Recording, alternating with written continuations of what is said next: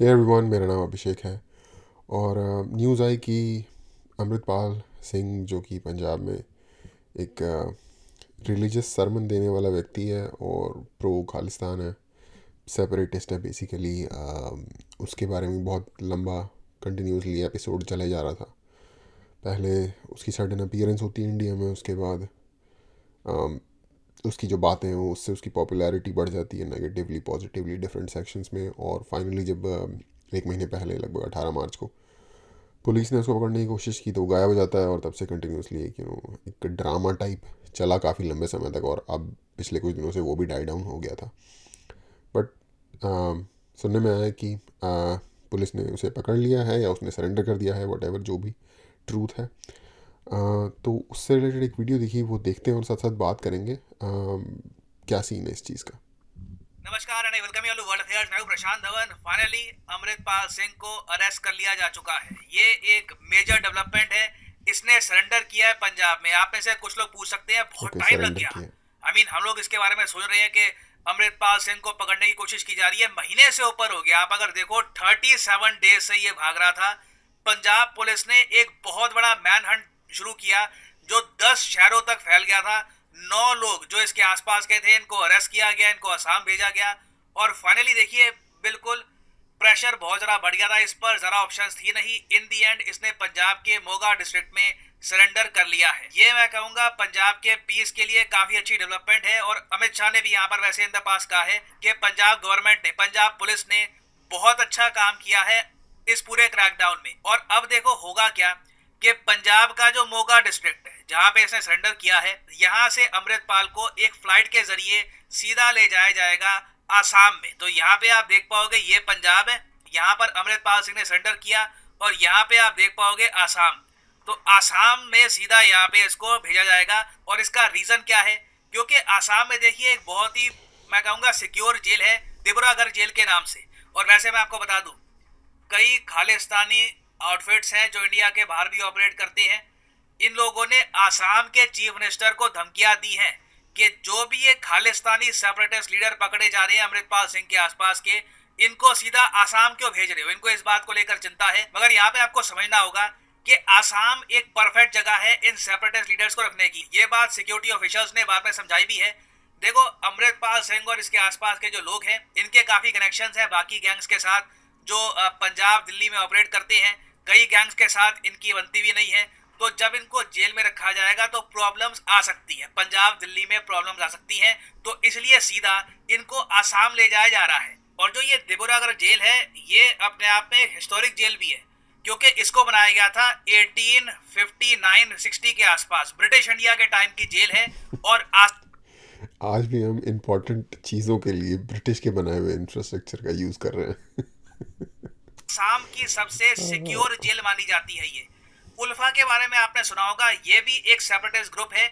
इसके कई जो सेपरेटिस्ट लीडर्स हैं, इनको काफी बार इस जेल में रखा जा चुका है। और अभी के लिए ना देखो, इस जेल की सिक्योरिटी वैसे ही काफी इंप्रूव कर दी गई है। सीआरपीएफ जो पर्सनल है ये गार्ड कर रहे हैं इस जेल को। उसके अलावा लेयर्स बना दी गई है सिक्योरिटी की, ताकि कहीं से भी ये खालिस्तानी सेपरेटिस्ट लीडर्स भाग ना जाए। क्योंकि देखो, इनको पकड़ने में टाइम लगा है, जो भी आप कह लीजिए। और कहीं ना कहीं जो पुलिस है पंजाब में, उनको ये भी देखना होगा कि कौन लोग थे जो इनको इतने लंबे समय तक छुपा के रख रहे थे, कैसे इतने लंबे समय तक इन्होंने जो अरेस्ट है इसको डॉज किया है। ये भी काफी हद तक कंसर्न की बात है। इसलिए जिस जेल में इनको रखा जा रहा है वहां पर सिक्योरिटी फुल प्रूफ है। 57 सीसीटीवी कैमरास लगाए गए हैं। एंश्योर किया जा रहा है कि कुछ भी गलती यहाँ पर ना हो। अब यहाँ पर आप पूछोगे इसके आगे का क्या रास्ता होगा। देखिए, अब गवर्नमेंट के लिए ये जानना इंपॉर्टेंट है कि अमृतपाल सिंह के राइज में, अमृतपाल सिंह को जो भी आज के समय एक इतना हाइप दी गई है, उसके पीछे पाकिस्तान की आईएसआई का क्या लिंक है, आईएसआई ने किस हद तक इसको सपोर्ट किया, बाकी आईएसआई के क्या प्लान है खालिस्तान मूवमेंट के बारे में। क्योंकि देखो, ये बात तो काफी हद तक एविडेंट है कि पाकिस्तान की जो आईएसआई है ये लंबे समय से खालिस्तान का जो नैरेटिव है इसको सपोर्ट करती आई है। इसके बारे में कनाडा के एक फेमस थिंक टैंक ने एक रिपोर्ट पब्लिश करी थी 2020 में कि खालिस्तान मूवमेंट एक जियो पॉलिटिकल प्रोजेक्ट है पाकिस्तान का। क्योंकि आप अगर नोटिस करोगे, पाकिस्तान के थ्रू जो भी ये फंडिंग हो, जिसको इस बात के लिए इस कैनेडियन थिंक टैंक के रिपोर्ट की ज़रूरत पड़ रही है, उसको अपनी एनालिटिकल थिंकिंग के बारे में थोड़ा एनालाइज करना चाहिए, क्योंकि इस बात के अनगिनत सबूत मिल जाएंगे, नहीं तो आप इन्फर कर सकते हो उनकी चीज़ों से। अम, इस टाइप की जितनी भी आपको खालिस्तान सपोर्टिंग वीडियोस अगर आप देखो ना ऑनलाइन जाके, तो उसके अंदर जो उनके सिख सपोर्टर होते हैं खालिस्तान के, वो तो ऑफ कोर्स कमेंट करते ही हैं उसके सपोर्ट में, लेकिन उससे ज़्यादा दिल से आपको जिनके दिल से आवाज़ निकलती है वो मिलेंगे आपको पाकिस्तानी। और पाकिस्तानियों के जो नाम होते हैं ना, तो जैसे मुस्लिम नेम भी हैं, तो कई बार आप फ़र्क कर सकते हो कि ये कोई पाकिस्तानी बंदा होगा, क्योंकि कई बार उन्होंने ऐसे लिखा भी होता है कि लव फ्रॉम पाकिस्तान या सपोर्ट फ्रॉम पाकिस्तान, लेकिन कई बार उनके नाम भी वो इस तरीके से लिखते हैं कई बार कि वो एक्स लगा देते हैं एस की जगह, कई बार तो इस तरीके से यूज़ करते हैं। बट आई थिंक अगर मैं गलत नहीं हूँ तो उनके नेताओं की ये पॉलिसी थी कि क्योंकि बांग्लादेश को इंडिया ने तोड़ दिया, तो हमें हमें भी अपना बदला लेना उस चीज़ का, जिसकी वो कोशिश कर रहे हैं अभी तक। होती है खालिस्तानी ग्रुप्स की। ये लोग हमेशा जब भी खालिस्तान मांगते हैं ना, तो सिर्फ पंजाब स्टेट की बात करते हैं, जबकि एक टाइम पर आज से कई साल पहले जब खालिस्तान की मूवमेंट की इनिशियली किसी ने बात करी थी, तब उसमें पाकिस्तान का पंजाब भी शामिल था, मगर आज के समय ये सिर्फ इंडियन पंजाब की बात करते हैं। तो क्लियरली इस या मूवमेंट को पाकिस्तान बैक कर रहा है। ये ना सिर्फ Indian, even foreign think tanks बहुत बार कह चुके हैं। तो अब क्वेश्चन यही है कि अमृतपाल सिंह से ये पूछना कि कैसे आईएसआई ने इसको ट्रेन किया था, लिंक्स क्या थे, इसके बारे में बाय द वे कुछ रिपोर्ट्स पब्लिश हो चुकी है इन द पास्ट कि अमृतपाल सिंह को आईएसआई ने ट्रेन किया था जॉर्जिया में। जॉर्जिया देश की बात नहीं कर रहे हम यहाँ पर, जॉर्जिया स्टेट की बात कर रहे हैं। और ये भी जानना काफी इंपॉर्टेंट है कि जो जिसको नहीं पता, जॉर्जिया स्टेट अमेरिका के साउथ ईस्ट में है, एसएफजे है, उससे अटलांटा अमृतपाल जॉर्जिया। सिंह के क्या लिंक्स हैं। एसएफजे आपको पता होगा सिक्स फॉर जस्टिस नाम का ग्रुप है ना, और इसको पाकिस्तान का काफी सपोर्ट ओवर द इयर्स मिलता आया है ना। देखो अब इस सब के बियॉन्ड अगर मैं बात करूँ ना, पंजाब पर यार ये अगर जॉर्जिया गया होगा तो क्या कहीं अगर, आई डोंट नो, इसके पासपोर्ट पे आराम से डिटेल्स मिल जाएंगी ट्रैवल की, अगर फेक पासपोर्ट पे ट्रैवल, इनलीगल ट्रैवल नहीं हुआ होगा, तो जिसके की चांसेस कम है, या हो भी सकता है अगर कोई इस तरीके की एजेंसी करवा रही है सीक्रेट, लाइक वट एवर। की ग्रोथ इंडिया के लिए काफी इंपॉर्टेंट है। एक टाइम था इंडिया की इकोनॉमिक हिस्ट्री में आप देखोगे पंजाब का बड़ा क्रिटिकल रोल होता था, मगर पिछले कुछ सालों में आप देखो ना, स्टेट जीडीपी के मामले में, या अगर मैं बात करूं स्टेट जीडीपी के मामले में, पंजाब 16वें रैंक पे आ चुका है। ओडिशा, बिहार, हरियाणा से काफी पीछे, दिल्ली भी आ गया काफी पंजाब से। स्टेट जीडीपी की मैं बात कर रहा हूं यहाँ पर, इवन दो दिल्ली एक यूटी है। तो पंजाब के लिए बहुत ही इंपॉर्टेंट है कि जो ये सेपरेटिस्ट लीडर्स वगैरह हैं, इन सबको पीछे रखकर अब ग्रोथ पर फोकस किया जाए। इंडिया में देखिए अब फॉरेन कंपनीज इन्वेस्ट कर रही है, बहुत लंबे समय के बाद हम देख रहे हैं कि बड़ा फॉरेन इन्वेस्टमेंट इंडिया में आ रहा है। ऑब्वियसली पंजाब ये नहीं चाहेगा कि इस दौड़ में ये लोग बहुत ज्यादा पीछे रह जाएं, क्योंकि लॉन्ग टर्म की अगर मैं बात करूं ना, आज से 10-20 साल की, तो इससे पंजाब स्टेट को ही लॉस होगा। यहाँ पे जॉब्स कम होगी, यहाँ के लोगों को बाहर जाना पड़ेगा जॉब्स के लिए। तो अब ये जो अमृतपाल का चैप्टर है, ये फॉर द टाइमिंग अब खत्म हो चुका है। नीड ये है कि वापस पंजाब की ग्रोथ पर फोकस किया जाए, क्योंकि कंपटीशन बहुत फियर्स है। हमारी कई स्टेट्स हैं, फॉर एग्जांपल आसाम, आसाम के चीफ मिनिस्टर ने ये कहा था 3 साल के अंदर अंदर ना हम पंजाब से आगे निकल जाएंगे जीडीपी के मामले में, और ये पॉसिबल है। आप देखोगे आसाम अभी छत्तीसगढ़ के पीछे है 18 स्पॉट पर। कोई बड़ी बात नहीं है, जिस स्पीड से आसाम ग्रो कर रहा है, जिस तरीके से नॉर्थ ईस्ट में इंफ्रास्ट्रक्चर हम डेवलप कर रहे हैं, Assam can very easily beat Punjab. तो इन दी एंड देखिए पंजाब की गवर्नमेंट को फोकस करना पड़ेगा कि ये खालिस्तान सिख सेपरेटिज्म का जो ये इशू है, ये पीछे रखकर पंजाब की ग्रोथ पर ये कैसे फोकस करे, क्योंकि ऑब्वियसली पंजाब ग्रो करेगा, इससे इंडिया की ग्रोथ रेट में भी हमें हेल्प मिलेगी। तो अभी देखिए इस टॉपिक से रिलेटेड बहुत सी न्यूज आएगी, बहुत सी डेवलपमेंट्स होंगी। उन सब डेवलपमेंट्स पे इन द फ्यूचर मैं अपडेटेड वीडियोस लाता रहूंगा। तो ये काफ़ी पॉलिटिकल मैटर है, पॉलिटिकली चार्ज मैटर है। इसमें रीजनलिज्म भी आ जाता है, इसमें पैट्रियोटिज्म भी आ जाता है, इसमें रिलीजन भी आ जाता है, इसमें पॉलिटिक्स भी आ जाता है। तो काफ़ी चार्ज चीज़ है ये। इस तरीके के चार्ज इश्यूज़ के बारे में मैं जनरली ज़्यादा बात नहीं करता, एक्सेप्ट शायद आर्यन इन्वेजन थ्योरी वगैरह जो है, उन चीज़ों के बारे में। वो भी चार्ज इशू है, बट उस इशू के बारे में बात करके एटलीस्ट थोड़ी सी फैसिनेशन आती है, थोड़ी सी लाइक एक एकेडमिक इशू है वो, उसके बारे में एक एकेडमिक पर्सपेक्टिव से बात की जा सकती है कि इन चीज़ों के बारे में भी जा सकती है, बट ये बहुत ही ज़्यादा डिवाइसिव इशू होते हैं, हिंदू मुस्लिम, इंडिया पाकिस्तान, खालिस्तान। थोड़ी सी मुझे गालियाँ खाने का शौक भी थोड़ा कम है, इसलिए भी शायद कह सकते हो मैं बात नहीं कर रहा, या शायद वही मेन रीज़न है। एनीवे, तो अरेस्ट हो गया है बंदा, और मैंने कुछ इसीलिए मैंने पूरे इशू पे पहले भी कभी बात नहीं की। ऑफ कोर्स थोड़ा कंसर्निंग तो है मैटर, बट लाइक मुझे नहीं लगता कि हम लोग उस जगह बैठे हैं जहाँ एक्चुअल में क्या हो रहा है, वहाँ उन चीज़ों का हमें ठीक से पता हो। फॉर एग्ज़ाम्पल, कुछ लोग कहते हैं कि ये गवर्नमेंट की ही द्वारा प्लांटेड होते हैं, कुछ लोग कहते हैं ये आईएसआई के द्वारा प्लांटेड होते हैं, कुछ लोग कहते हैं लाइक कि ऑपोजिशन पार्टी जैसे आप वगैरह है, सेंटर में ऑपोजिशन, लेकिन स्टेट में जो पार्टी है उनके द्वारा है। तो जितने लोगों से पूछ लोगे, उसकी जहाँ जैसी सोच बैठी होगी वो वहाँ के हिसाब से अपना ओपिनियन बता देगा। अब हम लोग इंटेलिजेंस के उस वाले लेवल पे नहीं बैठे जहाँ पे हमें चीज़ें एब्सोल्युटली पता हो, और शायद मुझे नहीं लगता कि कोई भी ऐसी जगह पे बैठा है जिसे एब्सोल्युटली पता हो। फॉर एग्जांपल, मोदी जी जो कि देश के प्रधानमंत्री हैं, उनको भी अगर आपने इसे प्लांट किया होगा तो डेफिनेटली तो नहीं पता होगा ना कि आप वालों ने इसे प्लांट किया। और मैं ऐसा कह नहीं रहा हूँ, एक एग्जाम्पल देने के लिए बात समझा रहा हूँ, बात समझाने के लिए एग्जाम्पल दे रहा हूँ, आई मीन। तो कोई भी नहीं कह सकता डेफिनेटली यार क्या सीन चल रहा है बिहाइंड द कर्टेन या फिर रियलिटी में। तो सबसे पहली बात तो एक ये है कि यहाँ ये बात कहनी, मुझे कुछ दिनों पहले पूंछ में एक अटैक हुआ है, और उसमें 5 सैनिक हमारे शहीद हो गए, जिसमें से कि 4 सिख थे। तो जब आप खालिस्तान सपोर्टर लोगों को गालियाँ दे रहे होते हो, तो थोड़ा सा उस चीज़ को भी अपने माइंड में रखना, यू नो जस्ट क्योंकि वो भी सिख हैं, जो लोग खालिस्तान का सपोर्ट करते हैं वो भी सिख हैं। मैं क्योंकि पर्सनली बहुत से सिखों को जानता हूँ, क्योंकि मेरी दोस्ती रही है, मैंने अपना टाइम गुजारा है ऐसी जगहों पे जहाँ पे बहुत बड़ी संख्या में सिख लोग थे। तो ऐसा नहीं होता कि जैसे अगर कुछ लोग आपको कह रहे हैं कि खालिस्तानी एक बिल्कुल अलग ब्रीड है और सिख बिल्कुल अलग ब्रीड है, ऐसा नहीं है। एक ही घर में एक लड़का हो सकता है जो कि क्योंकि यंग है, 20 साल का, 21 साल का है, उसको इस तरह की फायरी स्पीच सुन के उसके खून का जो उबाल है वो जोर मारने लग जाता है। और हो सकता है किसी पुलिस वाले ने उसे थप्पड़ वप्पड़ मार दिया हो एक आधी बार, किसी ने कुछ कह दिया हो, कुछ कुछ लाइक रिलीजियस स्लर बोल दिया हो, जो उसके माइंड में रह गया हो और वो घूम रहा हो।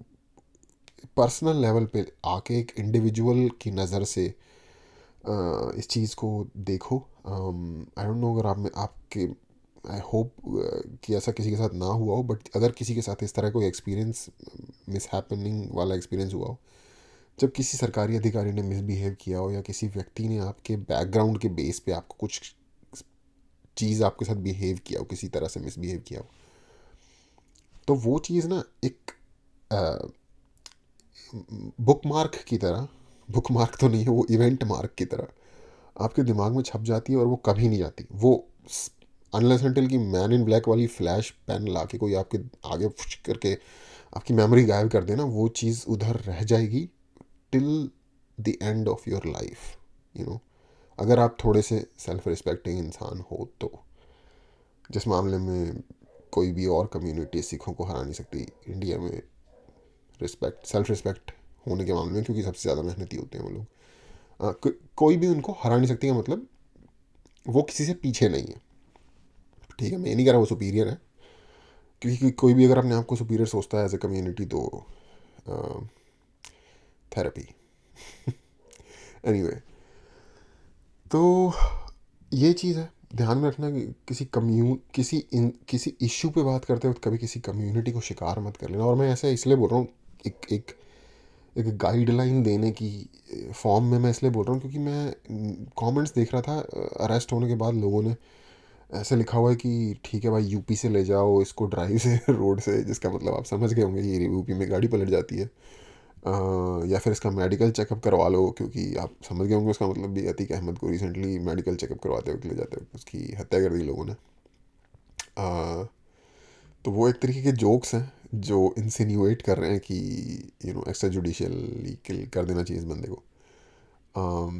जोक अपने आप में काफ़ी डार्क हैं, और एज लॉन्ग एज जोक हैं, मुझे कुछ ज़्यादा लाइक हानिकारक नहीं लग रहे। लेकिन अगर आप दिल से ऐसा सोचते हो एज एन इंडिविजुअल कि क्योंकि ऐसा कह रहा था तो पुलिस को इसे पकड़ के जस्ट कर देना चाहिए,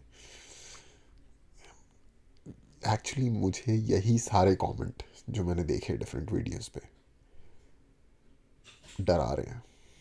क्योंकि अगर हमारे देश की यूथ इस चीज़ को सोल्यूशन सोच रही है, इस तरीके के मुद्दों को हल करने का, तो जुडिशियल सिस्टम तो बंद हो जाना चाहिए आई गेस। हाँ, कोर्ट वोट को बंद कर देते हैं, जज वगैरह को कुछ और कामों पे लगा देते हैं, और लाइक प्रो एक्सीडेंट ड्राइवर और हैवी ड्राइवर्स को एम्प्लॉय करते हैं ताकि इस तरीके के एक्सीडेंट क्रिएट करने के लिए लाइक प्रोफेशनल यू नो लोग हों हमारे पास। सोचना यार इस बारे पे, आई मीन बहुत सारे यूट्यूब मेजोरिटी देखने वाले यंग यंग लोग होते हैं। मैं भी 32 साल का यंग बच्चा हूँ, लेकिन बहुत ज़्यादा फ़र्क आ जाता है 22 से 32 में, या 25 से 32 में, या इवन लाइक 27 से 32 में। बहुत सारी चीज़ें सडनली रियलाइज़ होती हैं जब 30 लाइफ में ना स्टेजेस होती हैं, जब आप उन एजेस को हिट करते हो ना, एक सडन ट्रांसफॉर्मेशन आता है बॉडी के अंदर और थॉट के अंदर भी। जनरल पैटर्न है, कुछ लोगों के अंदर या नहीं आता होगा। केजरीवाल बढ़िया इंसान है वो यार, दिल्ली में काम कर रहे हैं बढ़िया। जैसे कि उसमें से एक है जैसे 30, जब आप 30 हिट करोगे ना, एकदम से ही आपकी सोच, आपकी दुनिया को देखने का नज़रिया, माइंडसेट सब थोड़ा एक जंप लेगा। एटलीस्ट मेरे साथ ऐसा हुआ। आई थिंक इसी तरह से होता है जब आप एक बार ही लाइक 18 के आसपास हिट करते हो, या 14 हिट करते हो फॉर दैट मैटर, 14 13 हिट करते हो, उस वक्त में भी ऐसा होता है। मेरे साथ 13 में हुआ था। प्रायोरिटीज़ चेंज हो गई सडनली, एक्शंस चेंज हो गए, किस चीज़ की इंपॉर्टेंस है, प्रायोरिटी अगेन चेंज हो गई। तो ये चीज़ मैं शेयर करना चाहता था। कमेंट देख के इस तरीके के थोड़ा लगा कि यार ये तो, क्योंकि देखो पता क्या, मजाक की बात नहीं है, अगर एक्स्ट्रा जुडिशियल किलिंग में हम लोग अपना सॉल्वेशन ढूंढ रहे हैं ना, तो इसका मतलब ये है कि कानून व्यवस्था से हमारा ध्यान जो है वो हट गया है, और ये किसी भी कंट्री के लिए अच्छा नहीं है। किसी भी कंट्री के फलने फूलने और डेवलप होने के लिए जो सबसे इम्पोर्टेंट सिंगल इंग्रेडिएंट है वो है लॉ एंड ऑर्डर। और judicial system law and order का क्या होता है, उसका अटूट अंग होता है, इनसेपरेबल पार्ट होता है। अगर जुडिशियल सिस्टम नहीं है तो लॉ एंड ऑर्डर कंप्लीट ही नहीं होता। बेसिकली हार्ट है वो बॉडी का, एक तरीके से कह लो, या डाइजेस्टिव सिस्टम है। तो ये चिंता की बात है। और पंजाब में ये क्यों हो जाता है बार बार, लाइक एक टाइम पे 84 में ये हो गया था, उसके बाद ये, अब उसके बाद लाइक 90s तक उसका जो फॉल आउट है वो इन सम वे होता रहा। और लाइक अब इस मॉन्स्टर ने दोबारा सर उठा लिया ऑफ कोर्स। इसमें जो लाइक हमारे पड़ोस में जो बेहतरीन हमारे क्या कहते हैं उसे, शुभ चिंतक हैं, उनकी बड़ी कोशिश होती है इसमें, उनकी बड़ी दिली तमन्ना, ख्वाहिश, वटेवर योगदान होता है, हो सकता है या होता होगा उनका। लेकिन एटलीस्ट हमें अपने एंड से, स्टोइसिज्म की एक बड़ी इंपॉर्टेंट चीज़ है कि किसी भी सिचुएशन के बारे में ना आप क्या कर सकते हो उस पर ज़्यादा ध्यान देना चाहिए, मुकाबले कि कोई और आपके साथ क्या कर रहा है। तो मैं उसके प्रिंसिपल के साथ सोच रहा था कि यार फिर मतलब हमें थोड़ा सा शायद देखना चाहिए कि पंजाब में मतलब इतनी डिसग्रंटलनेस क्यों है। तो शायद उस पर भी थोड़ा रिसर्च की जानी चाहिए। जितना मेरा आइडिया है, थोड़ा उनके पानी वगैरह के रिलेटेड कुछ इश्यूज हैं जिनको आई थिंक ओपनली सॉल्व करना चाहिए।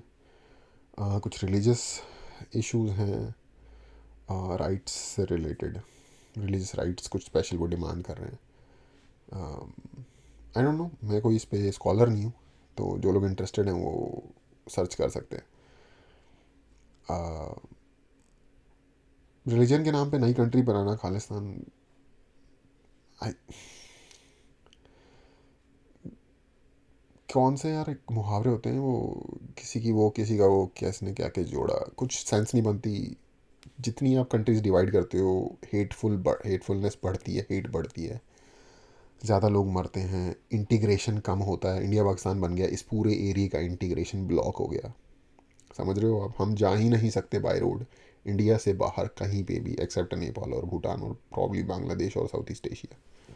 क्योंकि चाइना से हमारे रिलेशन अच्छे नहीं है, उस साइड पे नहीं जा सकते। पाकिस्तान से हमारे रिलेशन अच्छे नहीं है, उस साइड में जा सकते। और मैं नहीं कह रहा इंडिया की गलती है उसमें उसमें इन लेफ़्ट साइड पे तो, वेस्ट साइड में तो वेस्ट के हमारे जो पड़ोसी हैं उनकी थोड़ी सी इस मामले में गलती है। और चाइना का तो खैर क्या ही कहने, वो तो अपने आप को मिडिल किंगडम, पता नहीं कौन सा किंगडम समझते हैं। बट एनीवे, जिसकी भी गलती है फ़ायदा नहीं है। मैं तो यही कहूँगा कि मेरे देश की गलती नहीं है, वो कहेंगे हमारे देश की गलती नहीं है। तो at the end of the day situation problematic है। यूरोप के लेवल का इंटीग्रेशन होने में हमारे एरिया में, साउथ एशिया में, सेंट्रल एशिया में शायद, आई डोंट नो, मुझे तो 200 साल बाद भी नहीं होता दिख रहा। जिस स्पीड से चीज़ें जा रही हैं, मुझे तो वापस चीज़ें रिवर्स में जाती हुई दिख रही हैं। तो अगर पंजाब में एक और देश बन जाता है, तो जिन लोगों को लगता है कि वो बेटर होगा, उन लोगों को बहुत सारे सब्जेक्ट्स में पढ़ने की ज़रूरत है यार। उनको तो बेसिक उनकी एजुकेशन ही मतलब बहुत प्रॉब्लमेटिक सिचुएशन लग रही है। भावना की बात नहीं होती, प्रैक्टिकल चीज़ों की प्रैक्टिकलिटी की बात होती है। एनीवे यार, मुझे लग रहा है मैं बहुत सारी चीज़ें बोल रहा हूँ। एंड पे जो इन्होंने ना लास्ट में बात की थी, प्रशांत धवन जी ने की, अब हमें इस चीज़ को भूल के पंजाब की जीडीपी को बढ़ाने पे ध्यान देना चाहिए, ये वो। यार पंजाब ना actually one of the most developed state था एट सम पॉइंट इंडिया में, ठीक है। तो जो ग्राउंड इश्यूज होते हैं ना, उन पे मिट्टी डाल के अगर हम जस्ट ग्रोथ करने की सोचे और उससे सोचे सॉल्व हो जाएगा, may be for the time being हो जाएगा। KPS गिल ने जैसे आके पूरा का पूरा फट्टा टाइट कर दिया था, पट्टा टाइट कर दिया था, तो 2-3 डेकेड्स तक शांत रहा काम। लेकिन फिर किसी की खुजली उठी तो फिर दोबारा से इशू आ गया, जो कि बेसिक मुद्दे जो सॉल्व नहीं हुए थे। तो कहीं ना कहीं गवर्नमेंट का काम शायद ये भी है कि हैप्पीनेस और एस्पिरेशंस ऑफ द पीपल, जिसे जो कि एक प्रॉपर लाइन है, उस पर थोड़ा सा एक्चुअली सीरियसली ध्यान दें और देखिए अगर वहाँ कुछ ऐसी चीज़ें हैं जिनको थोड़ा सा ट्वीक करके, ऑल्टर करके, टेक केयर करके कुछ इश्यूज़ को सॉर्ट आउट किया जा सकता है, कुछ दिखाया जा सकता है। जैसे फॉर एग्जांपल उन्होंने किसान बिल निकाले थे, ठीक है, पंजाब और हरियाणा के किसानों को पसंद नहीं आए, उन्होंने प्रोटेस्ट किया। गवर्नमेंट ने कहा ठीक है, नहीं लगाते भाई, तुम्हें नहीं चाहिए, हम तुम्हारे लिए कर रहे थे। हालांकि मेरे ओपिनियन में देश की लॉन्ग टर्म ग्रोथ के लिए वो नियम बड़े बड़े काम के थे और किसानों का खुद का फ़ायदा हो जाता उसमें। बट अगर वो खुद ही नहीं कह रहे, अब लंगड़ा आदमी कह रहा है कि मुझे नहीं लगवानी टांग भाई, मुझे तो लंगड़ा ही चलना है, तो भाई फिर आप मदर टेरेसा के बाप भी बन जाओ तो भी कुछ नहीं कर सकते। बट एनीवे यार, मुझे लगता है कि जीडीपी ग्रोथ से ज़्यादा ना कुछ इश्यूज ग्राउंड लेवल पे जो हैं उन पे थोड़ा सा काम करना ज़रूरी है। और ऑफ कोर्स जीडीपी, जॉब, ये सारी चीज़ें तो सबको ही पता है यार, चाहिए ही होती हैं हर जगह पे। ये तो बेसिक नीड्स हैं, बेसिक नेसेसिटीज़ हैं। तो यही था बस।